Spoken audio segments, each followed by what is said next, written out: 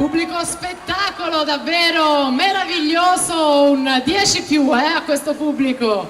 Alessandra, la nostra pinguina che anima gli spalti, mentre Simone Caneva va ad aggiudicarsi la prova. 59-56 per la leadership